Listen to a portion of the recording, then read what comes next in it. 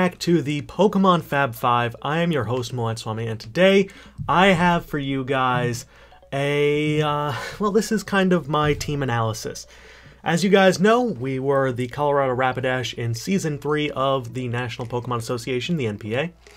And basically, we made the playoffs at 9-3. We won our first round matchup, and we got a little unlucky in our second round matchup and lost to A-Drive, who actually went on to become the league champion. So congratulations to him. Spoilers if you didn't watch it, but it's been up for a couple days already. So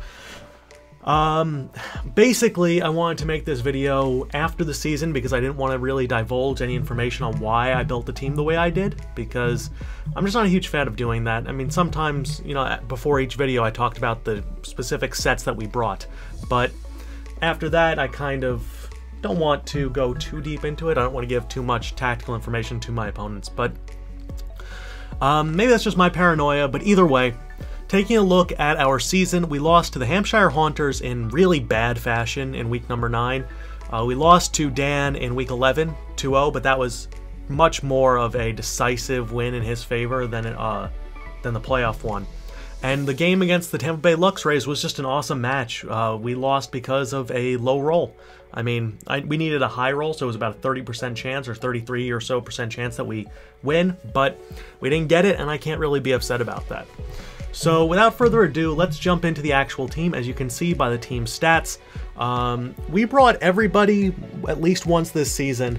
Unfortunately, though, the one Pokemon that only came once and really didn't do anything was Scyther. And I really liked Scyther when we drafted it, but once we picked up Volcarona, there really was no use for it. So let's backtrack a little bit and get back to the draft. So to start off the draft, we can take a look at it. Give me 1 second, just pull that up. And yeah, so we'll get to the draft log right here, the draft tweets. So as you can see, our first pick was right here. We were pick number 13, and we selected Mew, which was an S2. Up until this point, some of the better mons had already been off the board. We had Tapu Lele, Celesteela, Sylveon was a bit of a reach, but still a good Pokemon, Magearna, Mega Metagross falling to Elliott, Tapu Koko, Dragonite, Tapu Bulu, Mega Scizor, Manaphy, Mega Charizard X, and then Toxapex. And then we take Mew here. So one of the interesting things about this was we really wanted to build maybe a rain team around Tapu Koko. That was my vision coming into the draft. Unfortunately, because of the fact that we did have the 13th pick, Koko was gone well before then, and that gave us our secondary route, which was Mew. I really wanted Mew because I wanted its versatility, and I wanted to be able to go out there and say, okay, well, what set am I going to bring this week? I can bring literally anything. And that's what we did all season long, and it's why Mew, I believe, appeared in every single match for us. Yeah, it was the only Pokemon to appear every single match. It didn't have a positive KD in the end, but that really didn't bother me at all because we used it for support more than not, and I'll get to the reason for that a little bit later. So, with Mew off the board now, we had our S-tier Pokemon, and I was really happy with Mew. The fact that it fell to us, I was really pleased. Some of the other mons that we were looking at were potentially Jirachi, Mimikyu I was hoping would be there in round 2, etc. But that's kind of how everything fell. And then we jumped to round 2, so a lot of good things are coming off the board, and we're sitting here, and I'm thinking to myself, okay, what Pokemon can deal with the biggest threats in the format? The biggest threats in the format, in my opinion, coming in were Magearna, Tapu Lele, Mega Metagross, Charizard X. And of those 4, they all share 2 common weaknesses. They either are weak to Steel or they are weak to Ground. And I said, okay, I guess Excadrill is going to be our pick right here. We can pretty much eliminate all except for, and Tapu Koko as well. So except for Celesteela, Excadrill can deal lethal damage to each of the top 5 out of the top 6 Pokemon drafted, and Mega Charizard X, which was on Insane Vampanise's team last year when he won NPA Season 2. So I did my research and I looked at how people drafted. So the idea wasn't necessarily to have a Sand Core, but I really did like this move. And another thing is that we have Mold Breaker. And Mold Breaker is one of the most devastating abilities in Pokemon. That, Terravolt, you know, all those that can eliminate Levitate and other abilities is very useful. But at this point we were thinking, okay, we'll probably be Scarfed Excadrill, or we will run Bulky Excadrill sometimes, or whatever. And then we get to round 3. And I'm looking at it, and I'm thinking, okay, so we have a Pokemon that is weak to ground in Excadrill, but we want to have a Fire type. And I don't want them to be 4 times weak to rocks, and I want to make sure that I can have something that hits Celesteela hard. So there were only 2, and that was immune to ground. There were only 2 options for Pokemon that didn't get absolutely nuked by ground and was a Fire type, and then there was only one that didn't get hit by Stealth Rocks for ×4 weakness, and that was Rotom Heat. So we take our Tier 3 Mon here, and we have a core of Mew, Rotom Heat, and Excadrill. Rotom Heat obviously has Levitate, which means that it can deal with Celesteela, it can deal with some ground-type Mons if need be. It has Will-O-Wisp, it's a very good Pokemon, and we ran some really fun sets on it. One of my favorite sets was running a Flame Orb with Trick, because we can't get burned, obviously. That was a really fun move. But, so 3 rounds in, we have a good core of 3 Pokemon. But I really didn't think that we were anywhere near there yet, but we did have ways to deal with all of the top Pokemon in the format. All of them. We had a way to deal with Bulu, Scizor, Manaphy. Technically we did, but we didn't end up having enough power when we faced it. Basically, if you look at the top 12 Pokemon taken, we had something in our first 2 picks that had stab for everything except for Dragonite that they're weak to. And Dragonite just gets absolutely killed by Hidden Power Ice or an Ice Beam from Mew. So I think that was really, really cool that we had that already. And once we had Rotom, people considered it a reach, but I felt it was too important to our team. So we now have our Tier 1, our S tier, and our Tier 3 Pokemon. So I was looking more so in the Tier 2 range now. And one of the biggest oversights that we had was we didn't have enough bulk to the team. I missed out on some bulky water types, and that really stung. Missing out on my Lodic, missing out on...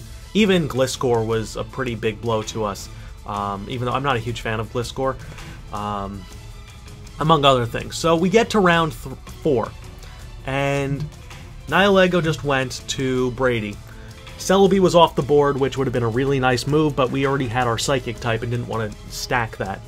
We could have gone Roserade, which probably would have been really nice, but instead we end up going Haxorus. And Volcarona actually goes the pick after, and we will get it later, because Vump did withdraw from the league, and his replacement, which was Willow, ended up dropping Volcarona, so that was actually pretty cool for us. But we took Haxorus here because we got a second Mold Breaker Pokemon. And my thought process was pretty simple. We have a Levitate user, we're going to try to get another Levitate user later, potentially.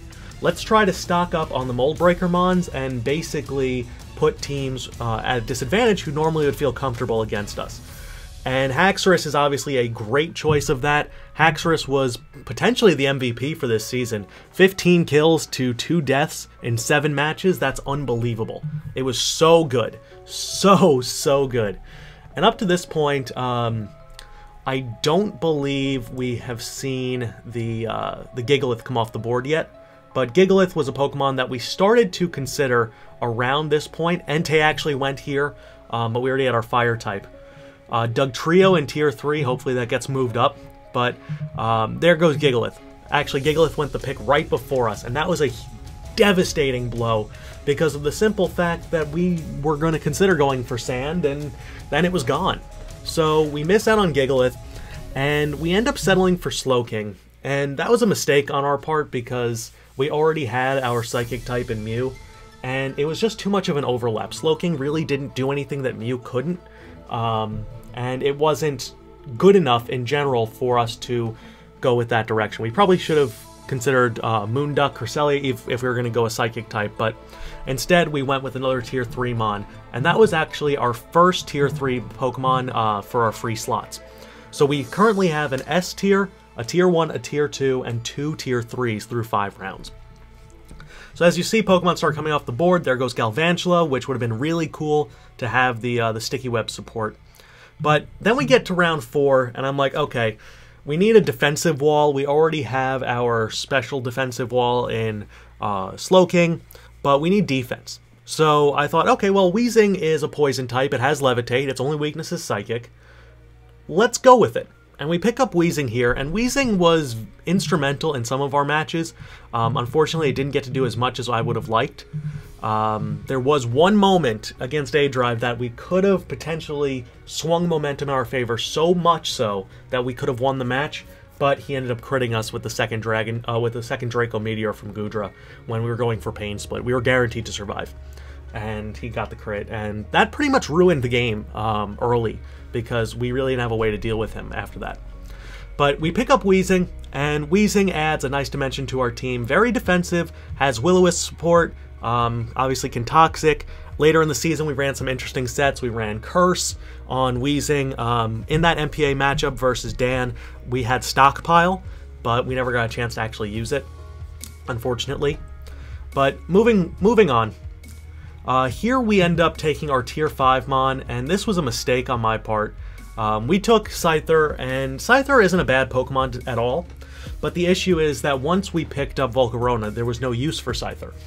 And it just, I don't know, it definitely pales in comparison to something like Volcarona, and it just didn't hit hard enough. So I'd say that was our biggest mistake in the draft process, outside of taking Slowking.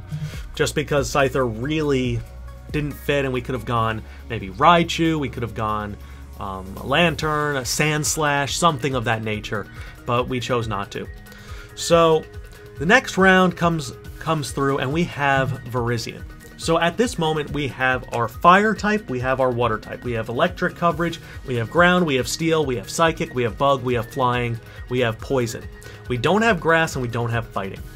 And we chose Virizion because of its bulk, and because special defensively, and because it can still hit pretty hard, and it's very fast. Now, Virizion didn't make many appearances because of the fact that it does have its 4x flying weakness, and I really overestimated its move pool. I don't like using Focus Blast, and the fact that we basically had to become a physical type attacker if I wanted to have a fighting type attack, unless I ran all-out pummeling, was really frustrating all season.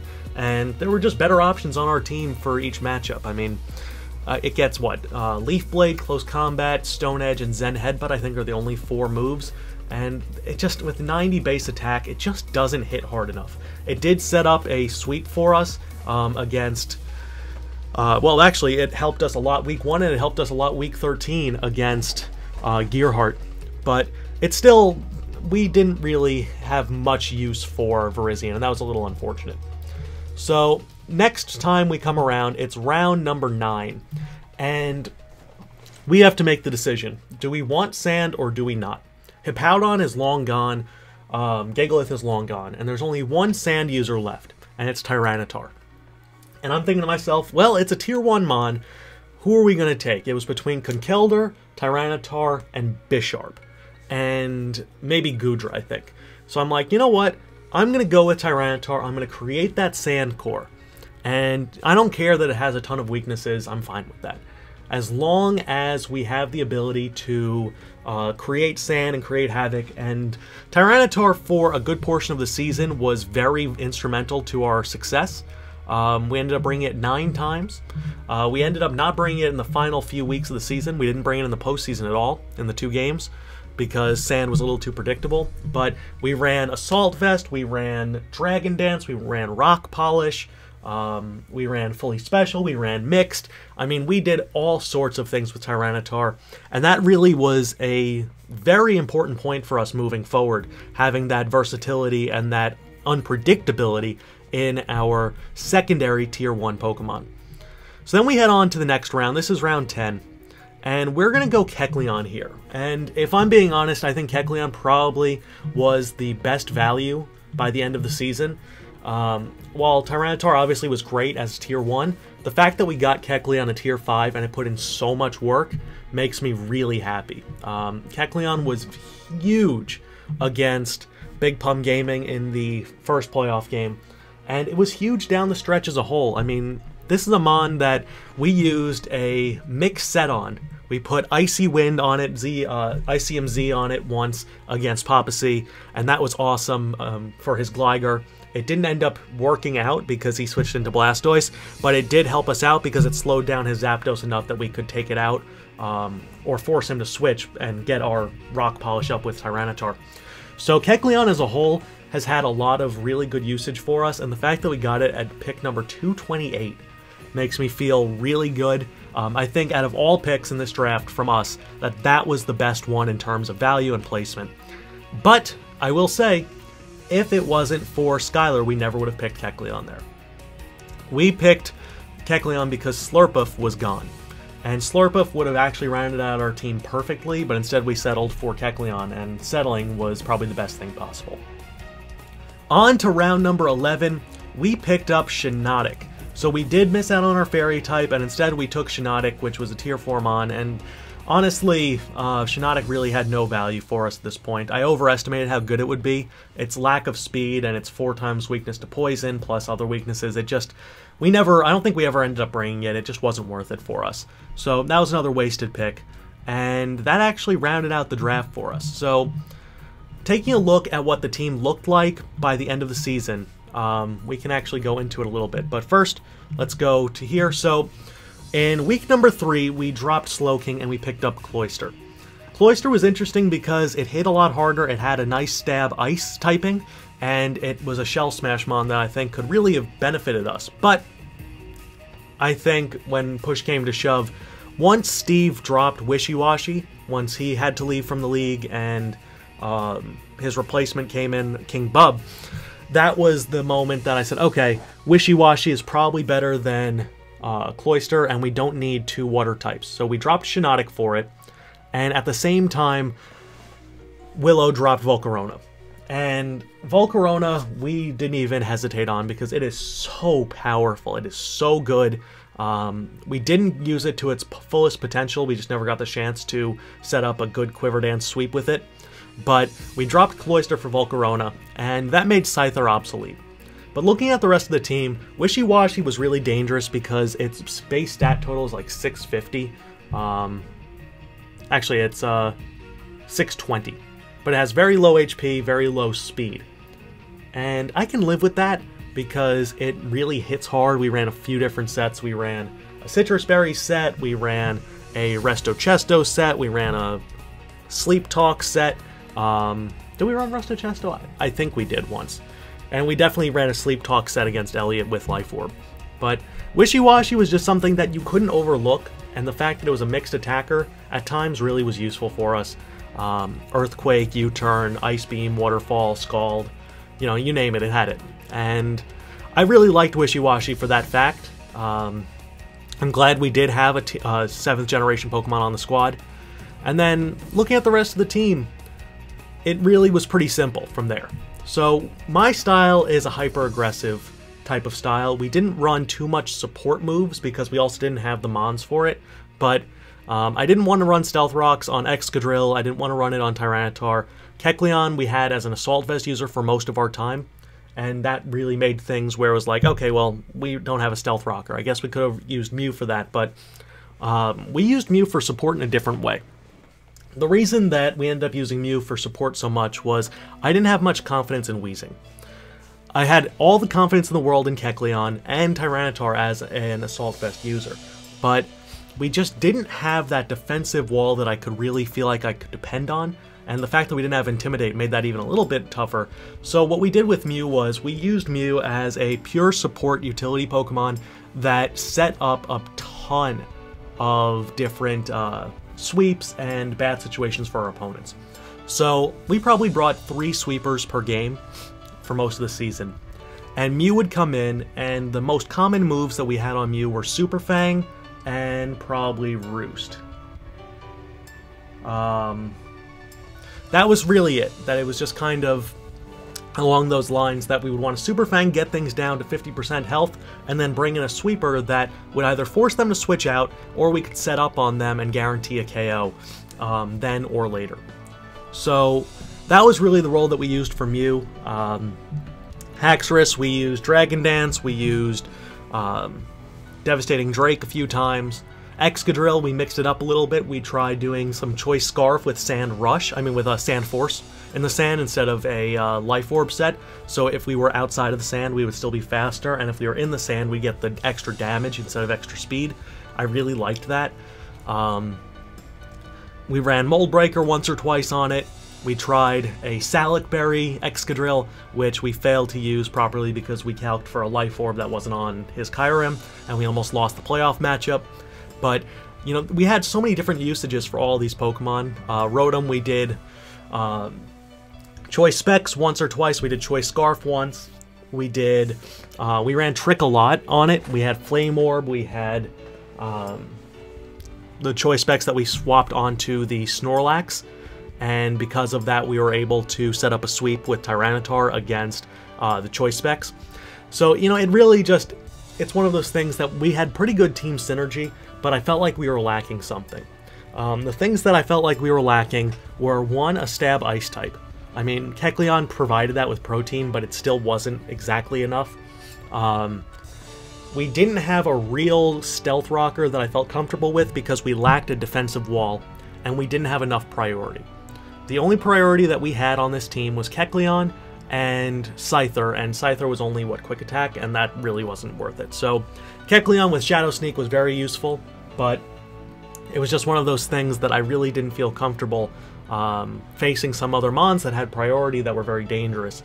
I think Infernape was a huge issue for us in general, and that really limited us in our playoff matchup against Dan, that we just didn't have as many options. If Weezing had stayed alive, we might have won that game, but that's really the fact that we had to rely on just Weezing as a defensive wall to stop, you know, one or two of his Pokemon. It was tough. But let's take a look at something that I did throughout the season, and we'll wrap this up after this. This was the type chart. So when we were picking our Pokemon, I wanted to pull up a type chart and figure out where we were in terms of how many Pokemon we had weak to each things and how much we resisted each thing. So, as you can see, this maroon color means that they're 2 times weak to it, a red means they're 4 times weak, blue means they're immune, green means they resist, pink means they 4 times resist, and gray means that they are neutral. And then I calculate the differential at the bottom. So, for our team as a whole, the only real mon that we had any considerable struggle against would be, I guess rock types could leave its mark on us, but we didn't really have to worry about that. Water types were a bit of an issue. If they outsped Rotom, then we were in deep trouble, so we had to almost run Scarf, or we ran Giga Drain on it with Volcarona for it. Among other things, Virizion really didn't have much of a role, so it was kind of tough. But fighting types were difficult as well, because if you really consider it, Scyther was useless. Volcarona on the physical side really couldn't take any other attack, so that was an issue for us. Mew was fantastic, though, against fighting types.